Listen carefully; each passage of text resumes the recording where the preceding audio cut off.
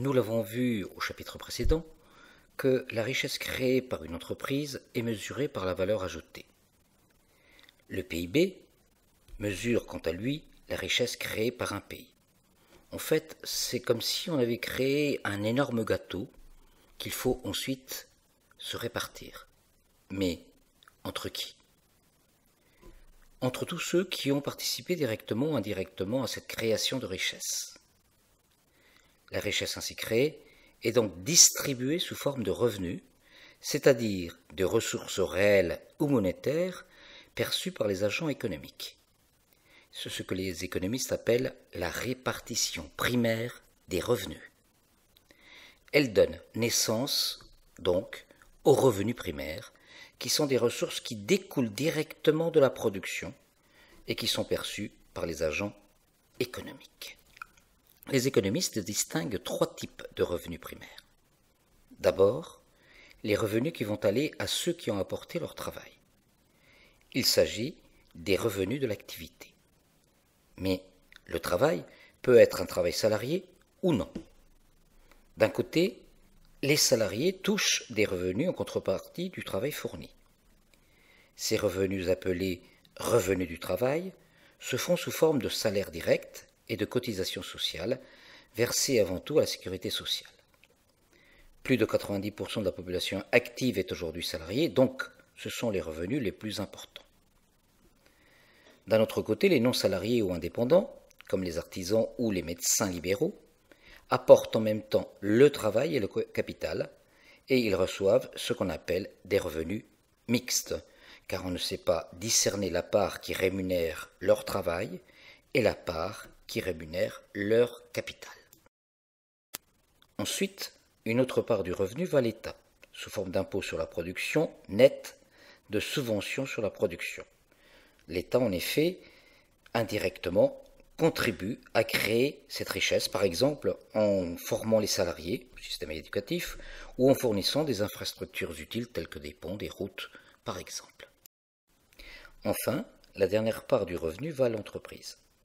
Elle sert à rémunérer ceux qui ont apporté le capital. Il s'agit de revenus de la propriété ou du capital, perçus en contrepartie d'un apport en argent, d'un apport en moyens de production, d'un apport en brevets, d'un apport en terres, etc. Ils correspondent à des revenus tels que les dividendes, par exemple, qui sont perçus en échange de l'apport d'un capital, achat d'actions. Il s'agit aussi, par exemple, d'intérêts qui sont perçus en échange d'un prêt d'argent. Il s'agit, par exemple, encore de loyers qui sont perçus en échange d'un bâtiment ou d'un logement. Cette part, qui reste momentanément dans les comptes de l'entreprise, est appelée par les économistes l'excédent brut d'exploitation, EBE. Elle sert aux sociétés à rétribuer les prêteurs, intérêts, les actionnaires, dividendes, à payer l'impôt sur les bénéfices et éventuellement à garder une part sous forme d'épargne brute qui servira à financer les futurs investissements par exemple. Mais comment se fait aujourd'hui le partage de la valeur ajoutée dans un pays comme la France? Globalement, ce sont les revenus du travail qui accaparent la plus grande partie de la valeur ajoutée. Cela représente à peu près 60% de la valeur ajoutée. Les revenus de la propriété, quant à eux, accaparent quelque 32% de la valeur ajoutée. Les impôts sur la production nette de subventions d'exploitation, qui vont à l'État, ne représentent que 3% de la valeur ajoutée et les revenus mixtes que quelque 6%.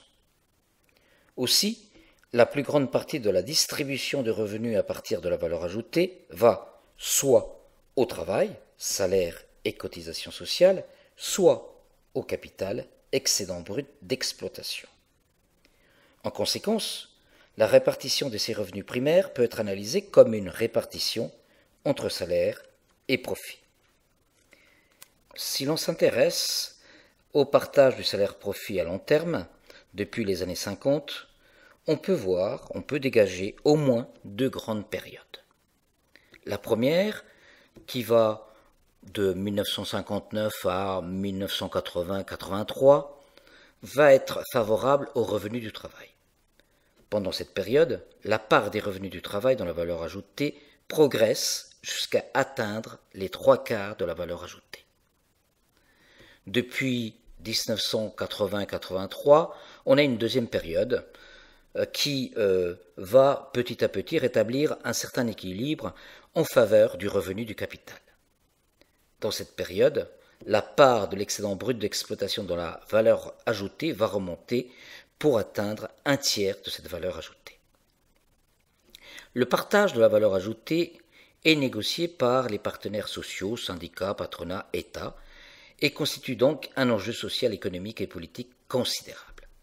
En effet, un partage trop favorable au travail assure aux ménages une amélioration du niveau de vie grâce à l'augmentation du pouvoir d'achat, mais risque de limiter l'investissement des entreprises.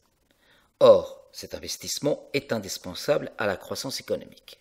Sans remplacement des machines, sans innovation, la production est vouée à stagner ou à se réduire. Inversement, un partage trop favorable au capital peut se traduire par des salaires nets en stagnation, voire en baisse. Cela a des répercussions négatives sur la consommation, donc sur l'emploi.